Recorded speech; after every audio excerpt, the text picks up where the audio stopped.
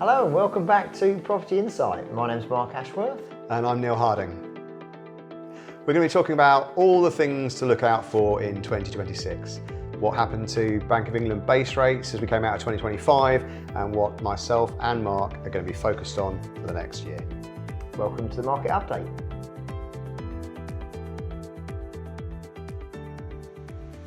So first up, Mark. So entering 2026, leaving 2025, Bank of England announced December that the base rate is going to be cut to 3.75%. Welcome news for us property investors and for anyone out there with a mortgage. Yeah, absolutely. I do think they have been saying that they're not really going to make a massive impact on the actual mortgage rates themselves. I think they had baked in plans for the interest rates to be more static and perhaps drop down to the sort of 3s, 3.2, 3.5s. So I don't think there's a big surprise there for the mortgage market as such.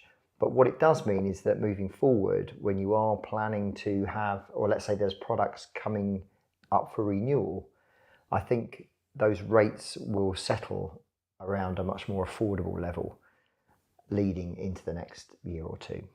Yeah, I always look at some big lenders in the buy-to-let mortgage space like the Mortgage Works or Fleet. I have mortgages with both of those lenders, and 5.2% with no product fee on a 5-year fix with a limited company on a 75% loan to value. That seems to be where the borrowing is at. I always look at the rate without a product fee, as I've said before on our channel, because that gives me a good idea of what the true cost of borrowing is. Yeah, because so many of the fees are massively different, from 1% up to 3 or 4% in some cases. So the headline rate looks amazing, but then when you add that fee on, of course, it makes a big impact, and it's no longer possibly a viable product.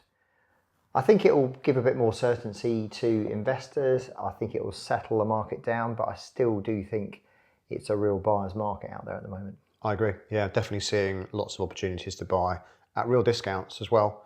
And you've seen recently some interesting news from a Paragon issued report, right? Yeah, so Paragon Bank did some market research. They surveyed 500 landlords, or roughly 500, and suggest that 63% of them who plan to purchase again would be doing so in a limited company.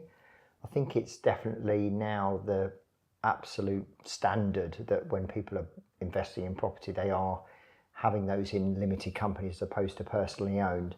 So therefore, wiping out that sort of accidental landlord market. The thing with that is, what I find interesting is that if you do become an accidental landlord today, how much information you'd know about what your industry used to be doing. We had a bit of a chat about this off camera, and we were just sort of saying that if you have never been in property before, you don't know what the rules used to be, what it used to look like. So the advice here is to, without doubt, talk to an accountant to try to determine whether it's a good idea to be an accidental landlord. And if it is, should you own that property in a limited company? And no market update would be complete without referring to the Renters' Rights, what is now Act, not the Renters' Rights Bill. So on the 27th of October 2025, a little while ago now, but the Renters' Rights Bill became law, so it's now the Renters' Rights Act. Big sigh of relief, I think, from everybody. Thank God it's finally happened. So we now know what we're going to get. It's law. We know it's happening. That certainty is quite a relief, actually, for most of us. So we're going to do a different video on that and go into more detail of what that's all about. We've done heaps of video and content on that already. However, very briefly, for now, just wanted to say that there are some changes that you do need to be aware of that come into effect by the 31st of May 2026, and look at our other video for all of those key things you need to be aware of. One main thing that we will be talking about is the assured short hold tenancies. They will be replaced with APTs, assured periodic tenancies, and also the Section 21 no-fault evictions are being banned. That's it for the moment on that. So we hope that's been insightful for you, and we look forward to seeing you next time.